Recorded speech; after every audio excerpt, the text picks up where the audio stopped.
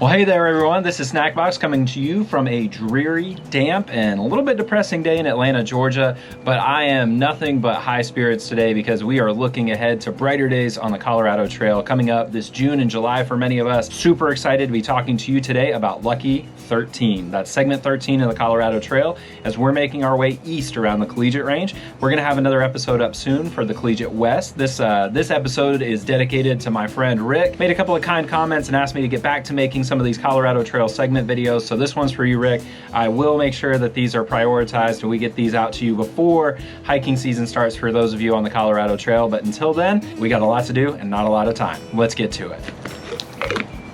I might have had water in my stash there, so apologies if so, everybody.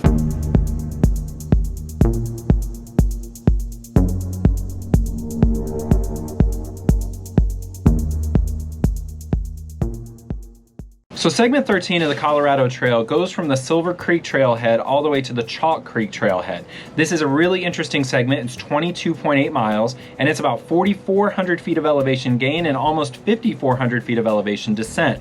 That number is really important because it means over the course of these 22 miles, you're ultimately going to lose roughly 1,000 feet of elevation, and it's also going to position you for a little bit lighter elevation rise and gain on the Collegiate East as you make your way over to Monarch Pass. Don't let those numbers fool you. The start of this segment is really a beast. It is genuinely a really gnarly climb going up the side of a ridge on Mount Yale. You go up nearly 3,000 feet over a ridge on the side of Mount Yale. Mount Yale is a 14er. You can climb it should you choose. So basically what's going to happen is you're gonna cross over into the segment at the Silver Creek Trail, and it's basically a dirt road. You're gonna cross over and kind of wind your way around, and then you're going to immediately begin climbing one of the gnarliest climbs on the whole entire Colorado Trail.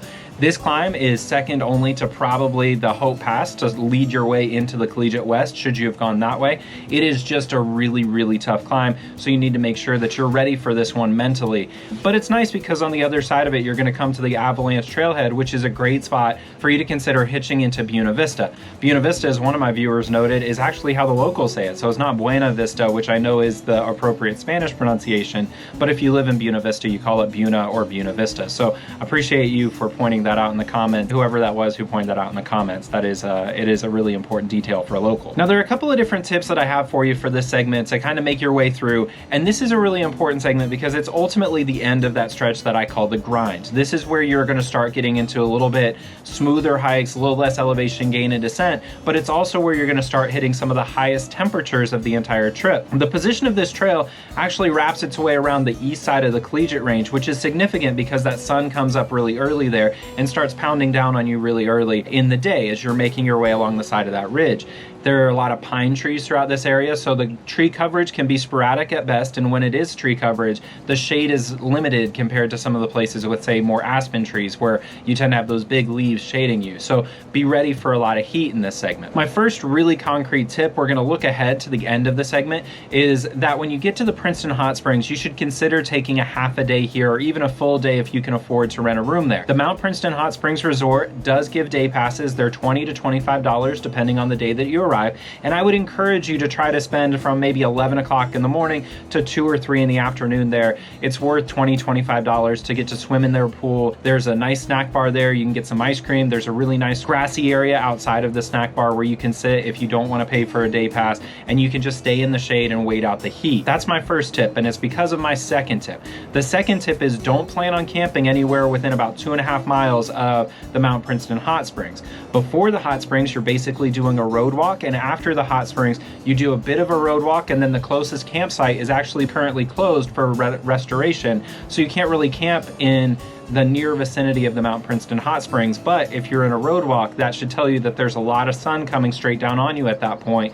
So this is a good spot for you to wait it out a little bit and then make sure that maybe 2 or 3 o'clock in the afternoon you can put in 4 or 5 miles to move your way into the woods far enough that you can camp, get a really good campsite. You're gonna see a lot more people around this part, but just be planning for that sort of dead zone for camping in that area, and know that you don't wanna show up to Mount Princeton Hot Springs at about 7 o'clock with the plan of grabbing a soda and then going. You can though grab a soda or maybe grab some beer at this point, get a couple of cans of beer to have at camp that night. That would be a really cool thing. Beer or soda, you can grab dinner or whatever it is, and then you can take it in, and the cans you can crush and carry with you, carry that trash out pretty easily as well. The last tip I have for you here is to consider at this point taking breaks a lot throughout the course of the day and make sure that you stay really hydrated. These are pretty obvious for anybody who's been hiking at this point, but this section is 22.8 miles, which for many of you at this point you will be physically able to do, but you really need to be cognizant of the fact that the sun is going to really start hammering away early. So consider breaking this up into a 2-day section so that you start out, you maybe hike over the ridgeline at the Mount Yale, come down to Avalanche, walk across the road if you're not going into Buena Vista,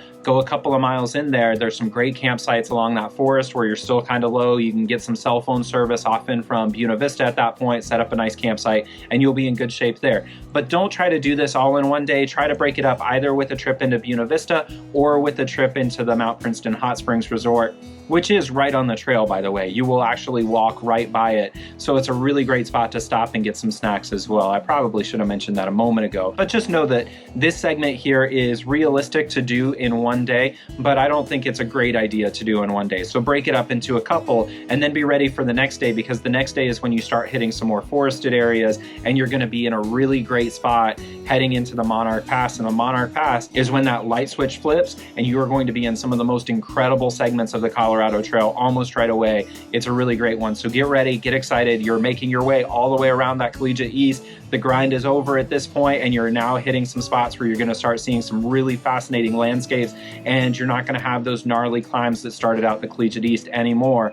In fact, the climb up Monarch Pass is one of the better climbs by way of grading. So we got a lot of good stuff coming up. So if you found this information helpful, and I hope you did, I hope that you'll click like and subscribe so that you can keep up to date. I'm trying to put these out about every 3 or 4 days, put out a new segment. So go ahead and click subscribe so you can stay up to date. We'll be coming out with the Collegiate West video soon too. So as we talk about the Collegiate West and East, I'm kind of bouncing back and forth, east, west, doing one from each as we work our way down the trail, making our way to where they reunite back at Monarch Pass, which again, can't say enough about it. It's one of my favorite parts of the trail. Get excited. I'm excited for you. Also, if you find me on Instagram at Backcountry Champion, just shoot me a message. You don't even have to follow me. I've been mailing out these outside comfort zone stickers. I'd love to get one to you. They're totally free for now. So just send me a message, say, hey, Snackbox, hit me up with a sticker. Love to get one in the mail to you.